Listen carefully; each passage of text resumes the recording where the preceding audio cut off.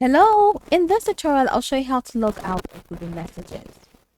Now, if you want to sign up with a Google account in Google Messages, the latest version gives you a direct option to use messages without an account.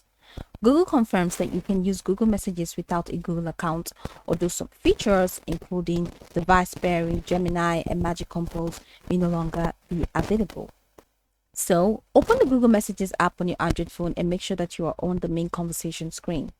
Now, look at the top right corner of the screen and tap on your profile picture or initials. And this opens the Google Messages account menu. If a Google account is currently connected to Messages, tap the down arrow next to the account information. And this opens the account options. So from the accounts menu, you can just go ahead and tap use this app without an account. Now, Google's current instructions specifically provide this option for using Google Messages without a Google account.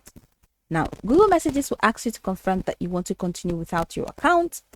So once you tap on it, go ahead and click on Sign Out. Then your Google account will no longer be connected to Google Messages on this phone. After signing out, you can continue using Google Messages for regular messaging. However, Google states that using messages without an account means you may lose access to certain account-dependent features, including Magic Compose, device pairing, and Gemini. And that's pretty much how to sign out or how to log out Google Messages on your phone.